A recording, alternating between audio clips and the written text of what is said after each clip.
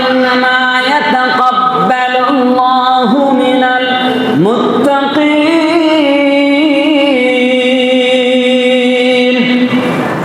হাবিল বলতেছে, ও আমার ভাই, তোমার কুরবানি কবুল হয়নি, আমার কুরবানি কবুল হয়েছে। আমি কুরবানি করেছিলাম একমাত্র আমার রবের জন্য, ইখলাসের নিয়তে আমি কুরবানি করেছি, একমাত্র আল্লাহর জন্য কুরবানি করেছি, তাকওয়া নিয়ে আমি কুরবানি করেছি। আর আল্লাহ তাআলা বলেন, ইন্নামা ইয়াতাকাব্বালুল্লাহু মিনাল মুত্তাকিন।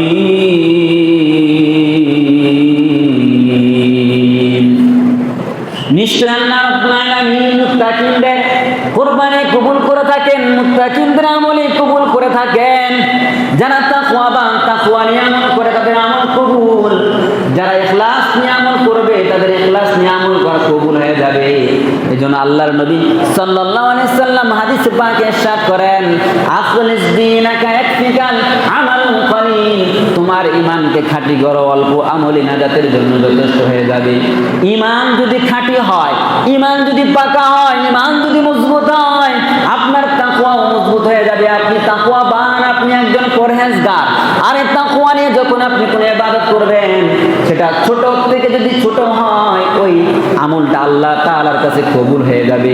এই ছোট একটা ইবাদতের মাধ্যমে, ছোট একটা কবুল ইবাদতের মাধ্যমে আল্লাহ তাআলার কাছে বান্দা নাজাত পেয়ে যাবে। কিন্তু আমি অনেক আমল করলাম, অনেক নামাজ পড়লাম, অনেক যাকাত প্রদান করলাম, অনেক দান করলাম, অনেক ওয়াজ করলাম, অনেক মানুষকে দাওয়াত দিলাম, কিন্তু আমার দিলের ভিতরে ইখলাস নাই, আমার দিলের ভিতরে তাকওয়া নাই, আমার দিলের ভিতরে খোদাভীতি নাই। আমার চিন্তা মানুষ আমাকে বাবা দিক, আমার চিন্তা মানুষ আমাকে ভালো বলো, আমার চিন্তা আমার তো কাজ কর্ম নাই, এই জন্য আমি কাজগুলো করে যাই। আপনার যদি এই চিন্তা হয়, তাহলে আপনি শত আমল করে কোনো লাভ হবে না। একমাত্র নিয়ত থাকতে হবে, খালেস নিয়ত থাকতে হবে, আমি আল্লাহ তাআলার জন্য কাজগুলো করতেছি। ইন্না সালাতি ওয়া নুসুকি ওয়া মাহইয়ায়া ওয়া মামাতি লিল্লাহি রাব্বিল আলামিন।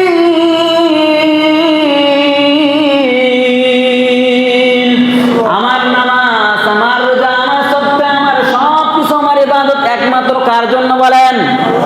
আল্লাহ তাআলার জন্য। আমি যদি কারো সাথে রাগ করি, তাহলে সেটা হতে হবে আল্লাহ তাআলার জন্য। আমি যদি কারো সাথে হাসি মুখে কথা বলি, এটাও হতে হবে আল্লাহ তাআলার জন্য। আমি যদি কারো সাথে কথা বন্ধ করি, সেটাও হতে হবে আল্লাহ তাআলার জন্য। আমি যদি কাউকে প্রহার করি, সেটাও হতে হবে আল্লাহ তাআলার সন্তুষ্টির জন্য। আল্লাহর সন্তুষ্টির জন্য যারা পরিমাণ আমল যদি আপনি করেন, ওই যারা পরিমাণ আমলের বিনিময়ে আল্লাহ রাব্বুল আলামিন মাফ করে দিবে। এজন্য আমলের মধ্যে থাকতে হবে ইখলাস, ইখলাস থাকতে হবে। ইখলাস যদি না থাকে, সে আমল আল্লাহ তাআলার দরবারে কবুল হবে না। এজন্য একজন ব্যক্তি আব্দুল্লাহ, তিনি বলেন, মৃত্যুর সময় যখন গণে আসলো, তিনি কান্না করতেছেন। লোকেরা জিজ্ঞেস করে বলে, ও আল্লাহর বান্দা আব্দুল্লাহ, আপনি কেন কান্না করতেছেন? জীবদ্দশায় অনেক আমল করেছেন, আমল ছাড়া তো আপনি থাকেন নাই।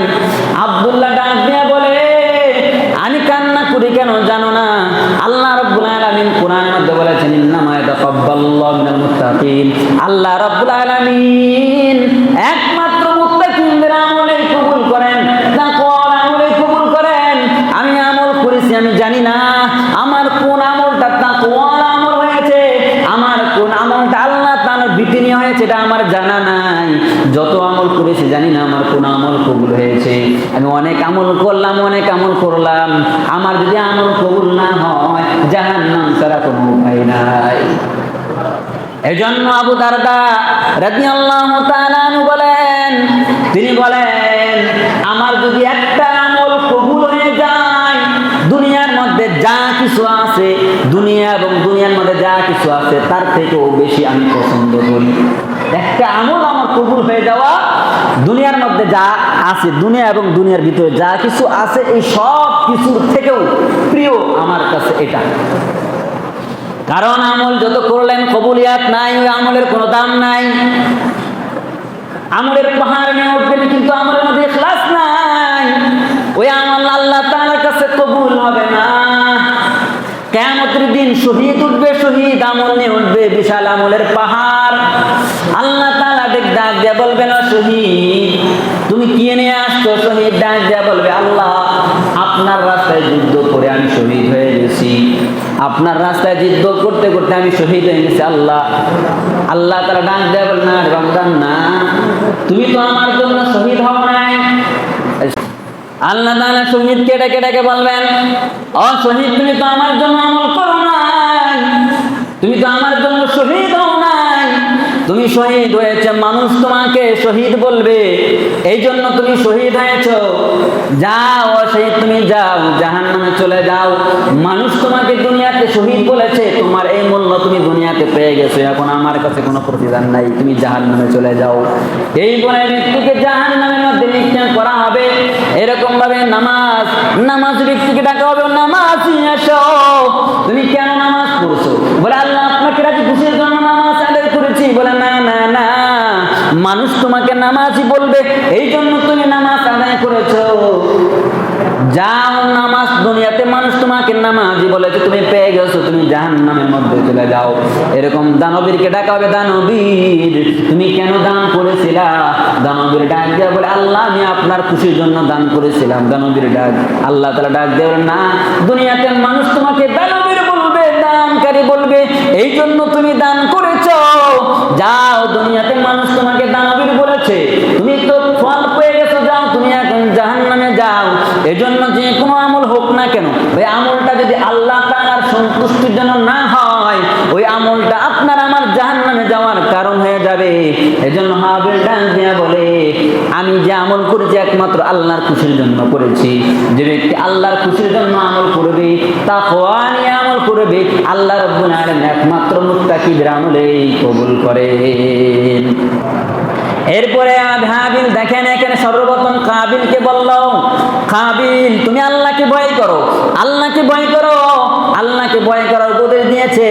এরপরে কাবিলকে ডাক দিয়ে বলে, ও কাবিল তুমি যে নিয়ত করেছো আমাকে হত্যা করবা, লাইন বাসাতা ইলাইয়া দাকালিতা কতুলানি, তুমি যদি আমাকে হত্যা করার জন্য হাত প্রসারিত করো, আমাকে হত্যার জন্য তুমি চেষ্টা করো, মা নাবি বাসিতিয়া ইয়াদি ইলাইকা লিয়াকতুলাক, আমি তোমাকে হত্যা করতে আমি হাত উঠাবো না, কারণ আমি অন্যায় করবো না, আমি অপরাধ করবো না। তুমিও যদি অপরাধী হতে চাও তুমি হতে পারো, আমি তোমাকে উপদেশ দেই এই সমস্ত কাজ করো না। তাকে উপদেশ দেওয়ার পরে হাবিল ডাক দেয়া বলে, আমি কখনো তোমাকে হত্যা করবো না, তোমার যা ইচ্ছা তুমি আমাকে করতে পারো। কেন আমি তোমাকে হত্যা করবো না? তার কারণ হলো, ইন্নী আখাফুল্লাহ রাব্বাল আলামিন, কারণ আমি তোমাকে হত্যা করবো না। আমি যদি হত্যা করে আল্লাহ তাআলার সামনে আমাকে জবাব দিতে হবে, জাহান্নাম ছাড়া আমার কোনো উপায় হবে না।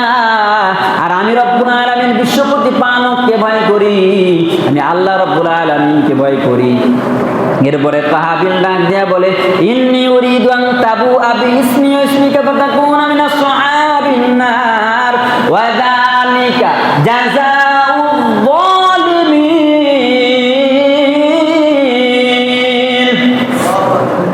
কাবিলকে ডাক দিয়া বলে, কাবিল তুমি যে আমাকে হত্যা করতে চাচ্ছ, আমি চাই তুমি যদি আমাকে হত্যা করেই ফেলো, তাহলে আমার যে তুমি আমাকে হত্যা করার যে অপরাধ, এই অপরাধ নিয়ে তুমি বড় অপরাধ হয়ে যাবা, আর তুমি জাহান্নামের বাসিন্দা হয়ে যাইবা।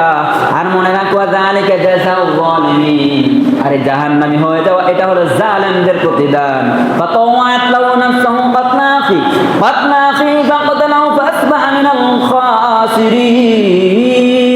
অতঃপর কাবিল কি করলো? হাবিলকে হত্যা করে ফেললো। হত্যা, সর্বপ্রথম হত্যা দুনিয়ার মধ্যে কাবিলই সংঘটিত করেছে। এজন্য দুনিয়াতে যারা হত্যার কাজ করবে, মানুষকে হত্যা করবে, এদের একটা পার্সেন্টেজ কাবিলের কবরে চলে যাবে, কাবিল পেয়ে যাবে। যে ব্যক্তি কোনো ভালো কাজের পথ দেখায়, সেই ব্যক্তি ভালো কাজ করার মতোই সব পায়। কেউ যদি কোনো ভালো কাজ করে, আদালু আলাল খায়রি কাফাইলিহি, আল্লাহ রাসূল বলেন, কোন ব্যক্তি যদি কোনো ভালো কাজের পথ দেখায়, আল্লাহ রাব্বুল আলামিন তাকে ওই ভালো কাজ করার মতো সওয়াব প্রদান করেন। ঠিক তদ্রুপভাবে আপনি ধরে নেন, কোনো ব্যক্তি যদি খারাপ কাজ করে, ওই ব্যক্তি ওই খারাপ কাজ যে করবে তার দেখা দেখে আরো যত মানুষ করবে, ওই মানুষগুলো যত খারাপ কাজ করবে তার পার্সেন্টেজ তার আমলনামায় চলে যাবে। এজন্য আমাদেরকে হতে হবে ভালো কাজ। ভালো কাজ আমরা কেমনে করব? ভালো কাজ সমাজের মধ্যে জারি করব, সমাজের মধ্যে গ্রামের মধ্যে ভালো কাজের উদ্বোধন আমরা করব। ভালো কাজ যদি জারি করতে পারি, আর এই ভালো কাজ যে মানুষগুলো করে যাবে এর একটা সব কিন্তু আল্লাহ তাআলা আমার আপনার আমল নামায় দিয়ে দিবেন। এজন্য আমরা ভালো কাজ করব, খারাপ কাজের সঙ্গী হব না, কখনো খারাপ কাজের সঙ্গী আমরা হব না। যারা ভালো কাজ করে তাদের সাথে আমরা থাকবো ইনশাআল্লাহ, আর যারা অন্যায় কাজ করে তাদের সাথে থাকবো, তাদের সহযোগিতা করব, তাদের সঙ্গ দেব না। এরপরে কাবিল হাবিলকে যখন মেরে ফেলল, আল্লাহ রাব্বুল আলামিন একটা ঘোষণা করে দিলেন। আল্লাহ তাআলা বলেন, মিন আজলি যালিকা কাতাবনা আলা বানি ইসরাঈল। আল্লাহ তাআলা বলেন, আন্নাহু মান কাতালা নাফসান বিগাইরি নাফসিন আও ফাসাদান ফিল আরদ ফাকান্নামা কাতালান নাসা জামিআ। আল্লাহ তাআলা বলেন, কোন ব্যক্তি যদি কোনো মানুষকে অন্যায়ভাবে হত্যা করে, অন্যায়ভাবে তাকে নিহত করে, তাহলে সারা পৃথিবীর মানুষকে হত্যা করার যে অপরাধ, ওই ব্যক্তির ওই সম পরিমাণ অপরাধ পেয়ে যাবে, এই পরিমাণ গুনাহ সে পেয়ে যাবে। একটা মানুষকে হত্যা করা মানে সারা পৃথিবীর মানুষকে হত্যা করার সমতুল্য গুনাহ সে পাবে। আল্লাহ তাআলা বনি আদমকে এমন করেই তৈরি করেছেন, মানুষকে এত ভালোবেসে তৈরি করেছেন, মানুষের দিলে আঘাত দেওয়ার জন্য আল্লাহ রাব্বুল আলামিন নিষেধ করেছেন। কারণ মানুষের দিলে আঘাত দিলে এই আঘাতটা আরশে আজিমে চলে যায়। এজন্য আল্লাহ রাসূল বলেছেন,